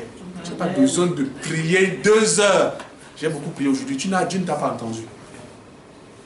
Dieu regarde d'abord à l'homme avant de regarder l'offrande. La prière, c'est une offrande. Dieu a d'abord regardé à Canaan avant de regarder ce qu'il offrait. Comment tu peux prier? Comment tu peux prier? Tu sais que tu n'aimes pas ton frère. Dieu dit aimez même vos ennemis. Mais Dieu sait que vous avez des ennemis. Dieu ne nous demande pas. Il dit aimez vos ennemis. Mais il dit si vous aimez seulement votre frère, quel mérite vous avez? Mais on a des soeurs qui disent j'ai gardé mon petit doigt, j'ai gardé mon petit doigt. Il y a des soeurs qui ont des frères qui ont des petits doigts. Le frère m'a fait, est-ce que la soeur là, si lui montre mon vrai visage. Ah, il y a même des frères et des soeurs qui ont un vrai visage. Et une fois j'ai entendu un autre qui a dit, si je mets la Bible de côté, hein. Ah. Si je mets la Bible de côté, tu n'es pas encore une nouvelle créature.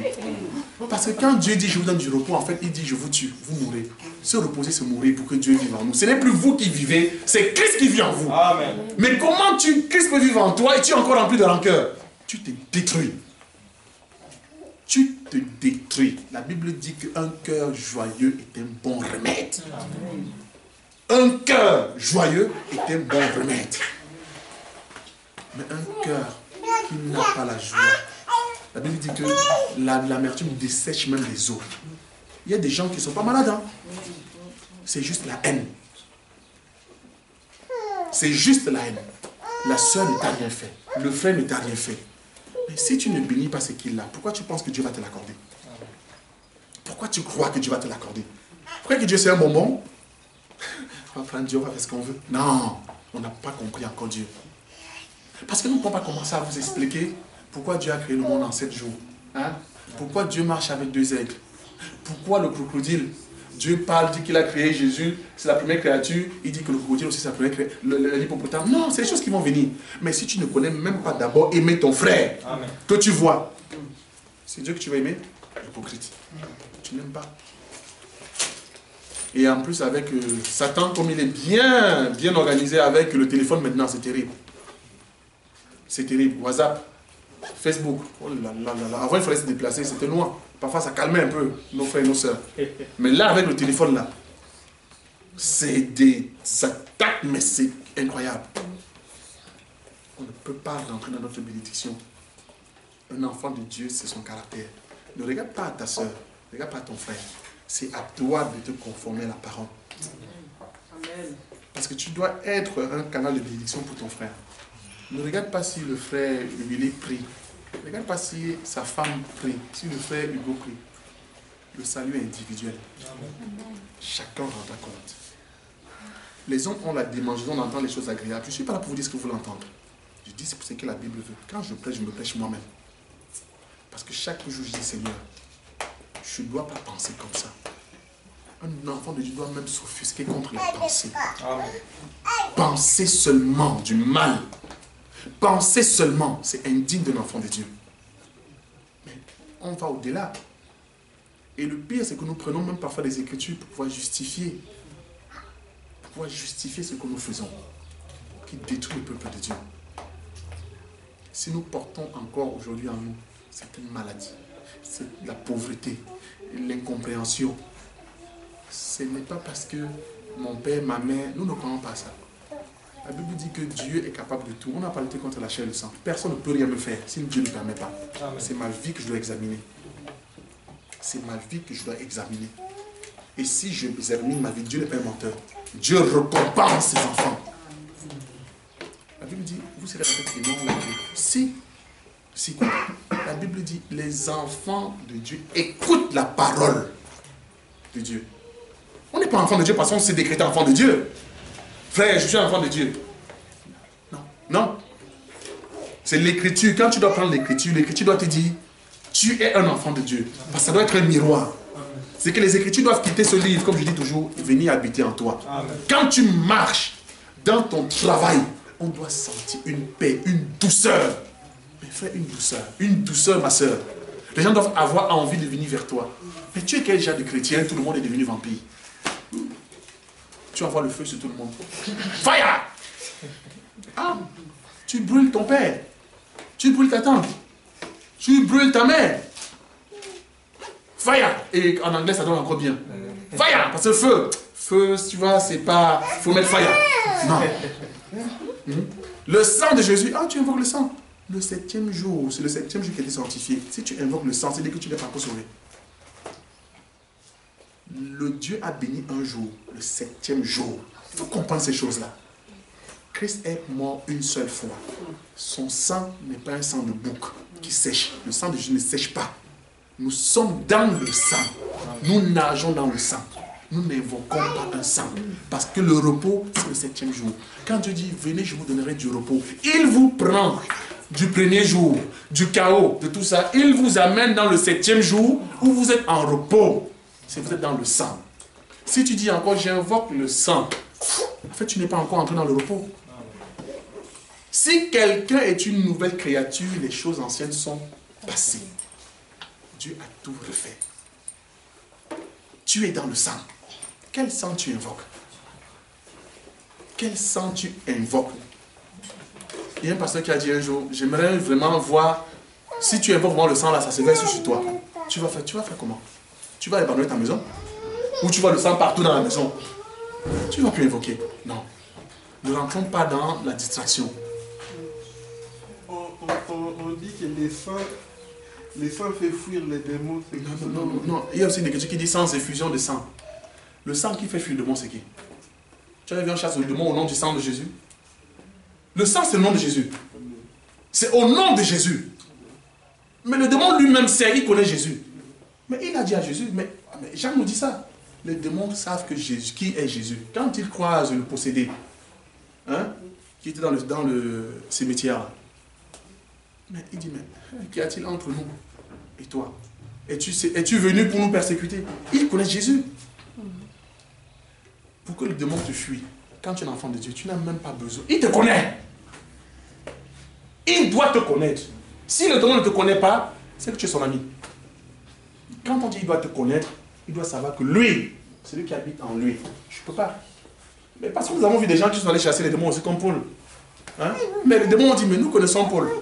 Nous connaissons Pierre, les Jacques, tous on les connaît. Mais vous, comment tu me chasses alors que tu es mon serviteur? Tu ne peux pas. Il y a des gens aujourd'hui qui vont dire, allez, on chasse, on chasse. Tu chasses avec quelle posture, quelle écriture, quelle vie? Tu as une vie de pécheur, tu vas chasser le démon, mais tu es en train d'ouvrir une porte. Le Satan doit savoir qui tu es. Il y a des gens, on va même dire, on va t'amener, tu passes devant une porte, on va dire, lui là, je ne veux plus le voir chez moi. Les choses, quand tu es un enfant de Dieu, les expériences que tu dois vivre qui sont extraordinaires. Tu arrives chez quelqu'un, il va te dire, ne viens plus chez moi. Parce que quand il te voit, le sang que tu invoques là, il voit ça. Le fire que tu invoques, tu es une boule de feu. Parce que la Bible dit que le Saint-Esprit est de feu. Quand tu as le baptême du Saint-Esprit, tu es en feu. Tu n'as pas besoin. Ton identité est là. Dieu ne te connaît pas en tant que sœur ou frère. Quand Dieu te regarde, il doit voir Jésus-Christ. Amen. Si Dieu ne voit pas Jésus, il ne te connaît pas. Dieu, c'est le sang qu'il regarde. Quand le peuple d'Israël devait sortir d'Égypte, qu'est-ce qu'il a dit? Mangez l'agneau et mettez-y du sang.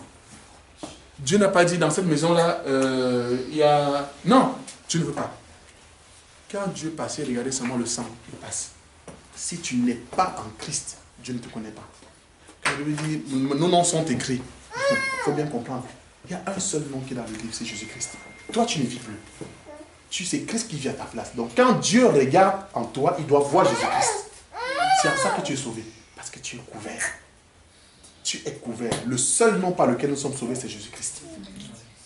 Sinon, je suis né, je m'appelle aujourd'hui Philippe.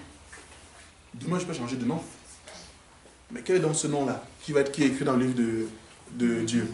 Une femme, quand elle est chez ses parents, une femme, quand elle est chez ses parents, elle va s'appeler peut-être, elle va porter le nom de son père. Quand elle se marie, elle porte le nom de son mari. Dieu a écrit deux noms dans le livre? Non. C'est une façon de dire que être en Christ, le nom que Dieu connaît une seule personne, Jésus-Christ. Quand tu es en Christ, tu as tout. Amen. Et les choses sont faciles. Vous savez, l'ignorance, c'est le plus grand péché qui peut nous arriver. Nous avons le pouvoir de dominer. Tu arrives au travail, à ton service, c'est toi qui as l'esprit supérieur. Amen. Ce n'est pas ton patron, ta patronne. C'est toi qui as l'esprit supérieur. Donc quand on te parle, tu regardes comme ça. Tu dis, nul et sans effet. C'est moi ici qui décide. C'est Dieu. Si tu es là où tu es, c'est Dieu qui t'a établi. Aujourd'hui, on voit des enfants de Dieu, des personnes qui n'ont même pas autorité, qui ne sont rien. Ils vont te dire, demain tu seras te virer. Tu vois la soeur et le frère. Hé, Seigneur, Seigneur Jésus, qu'est-ce que j'ai fait? Quoi? Tu ne peux pas. Tu ne peux pas. Mais Jésus l'a expérimenté. Jésus a dit, tu n'as aucun pouvoir sur moi. Tu n'as aucun pouvoir sur moi. Quand tu marches, tu dois savoir qui tu es.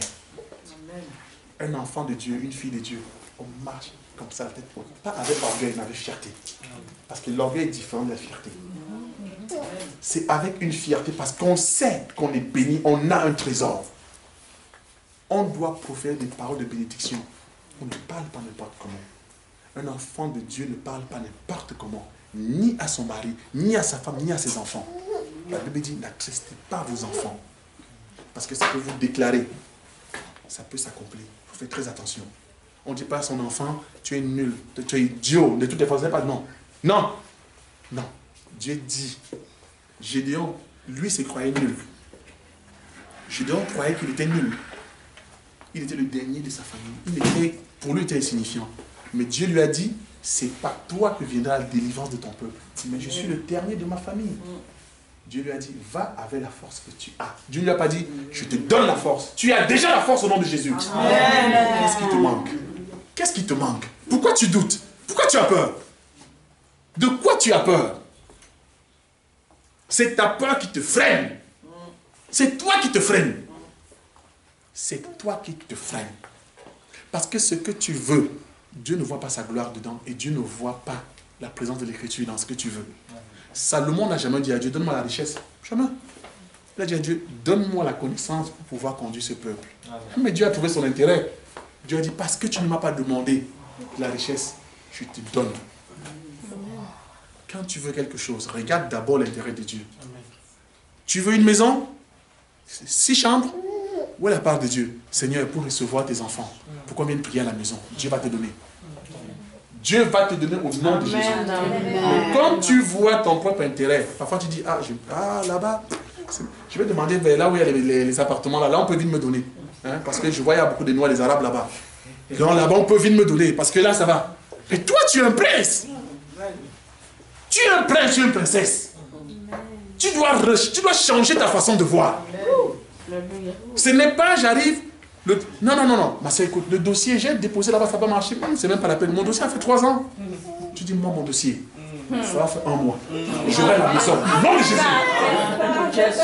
C'est ça la folie de l'évangile. C'est ça la folie. C'est pas, ton dossier n'est pas complet. Mon dossier n'est pas complet. J'ai le dossier le plus complet qui est Jésus-Christ.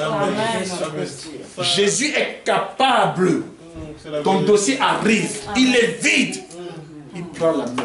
Mais s'il a été capable de rendre tout un peuple frappé d'aveuglement à Sodome, ils ont cherché, fouillé la maison de Lot, ils n'ont pas trouvé. Fouillé la porte.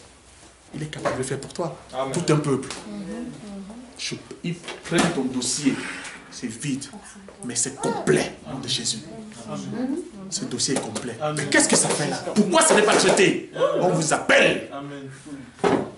Je déclare au nom de Jésus, tous les dossiers que tu as déposés, tu recevras une réponse au nom de Jésus. Amen. Enlève le doute de ta vie. Amen. Quel que soit le projet que tu as, que ce soit la maison, que ce soit le mariage, que ce soit la maladie, reçois ta bénédiction dans le nom de Jésus. Amen. Nous ne sommes pas là pour jouer. Le diable vient nous tromper. Croit qu'on ne mérite rien. Parce qu'il chuchote toujours. C'est ça son problème. Il chuchote. Mais mon frère, attends. toi aussi. Tu sais que ça ne peut pas marcher, ma soeur, tu sais très bien. Il y a des gens qui ont aussi avant toi. Mais regarde, ils ont plus de moyens que toi. Ils ont des relations, toi tu as qui? Mais toi tu as la relation des relations, toi. Amen. Tu n'as pas une relation, toi tu es un prince, tu es un roi qui est pour toi. Amen. Et il dit tu ne vis plus, c'est lui. Tant que tes problèmes resteront tes problèmes, tu ne seras jamais le problème de Jésus. Amen. Il faut que tes problèmes deviennent les problèmes de Jésus. Et tu verras sa gloire. Dieu aime le travail. Dépouille-toi. Enlève tout ça. Donne à Jésus. Quel que soit ce qu'on pense de toi, quel que soit ce qu'on a dit de toi, je déclare ces paroles nulles sans effet. Aujourd'hui même, tu es restauré au nom de Jésus. Amen. Et nous verrons les témoignages. Nous verrons les témoignages. Il faut saisir les opportunités. Arrête de pleurer. Arrête de te lamenter. Arrête de t'inquiéter. L'ennemi, c'est une chose. La Bible dit qu'il est rusé. Il ne vient que pour détruire. C'est ce qu'il fait. Il va venir te montrer l'impossibilité de tes situations, de tes projets. C'est ce qu'il fait, c'est ce qu'il veut te montrer. L'ennemi est simplement là pour te dire comment tu es nul. Comment tu ne vas pas y arriver. Comment tu es un mauvais père, une mauvaise mère, une mauvaise femme. Comment tu es défaillant, défaillante. C'est ce que l'ennemi fait. Tu as souffert il y a longtemps. Maintenant, c'est fini. La femme à la perte de sang, pendant 12 ans, elle a marché partout. Elle a dépensé ses richesses partout. Ça fait combien de temps que tu marches, toi? Ça fait combien de temps que tu marches? Il aurait fallu qu'elle touche seulement le vêtement de Jésus. Elle n'a pas dit un mot. Elle n'a pas dit un mot. Elle a cru que si je touche le vêtement de cet homme, j'aurai la réponse à tous mes problèmes. La Bible dit à cet instant, le flux s'est arrêté. Je déclare à cet instant que tu arrêtes de saigner dans le nom de Jésus. Amen. Crois simplement. Crois simplement. Dieu n'est pas un Dieu d'à peu près. C'est un Dieu glorieux. Tu n'es pas le fils ou la fille de n'importe qui. Tu n'es pas le fils ou la fille de n'importe qui. C'est fini. C'est fini. Arrête de marcher. Arrête de marcher. Tu n'es pas un moins que rien, un moins que rien. Non. Ta vie n'est pas finie. Ta vie n'est pas finie. Amen. Dieu connaît le nombre de tes jours. Il est capable. S'il a béni Abraham à 100 ans, la Bible dit qu'il a reçu l'objet de sa bénédiction, il avait 100 ans. Amen. Regardons les choses un peu comme Dieu regarde. Dieu dit un jour, c'est comme 1000 ans. Alors 100 ans devant Dieu, c'est comment? Un frère et ma soeur, il faut regarder ces choses-là comme ça. Il faut regarder ces choses-là. Il n'est pas trop tard. Il n'est pas tard pour Dieu. Dieu, c'est celui qui change les impossibilités en possibilités. En possibilités parce qu'il est glorieux. À partir d'aujourd'hui, c'est fini. Amen. Et tu dois croire que c'est fini. Amen. Pas de doute. Amen.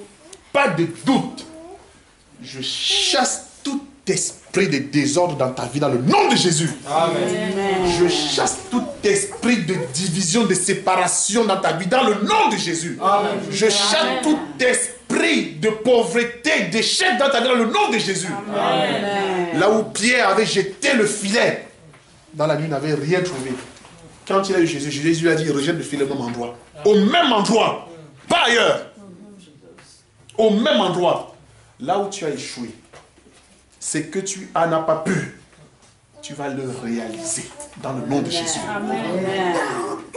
Nous ne sommes pas un peuple d'échec, mais un peuple de réussite.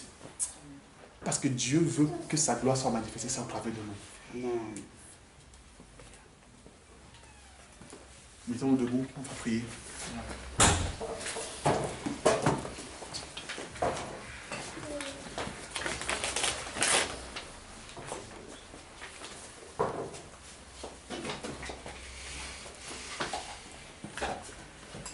Mets ma vie à feu, Jésus, mets ma vie à feu, pour l'amour.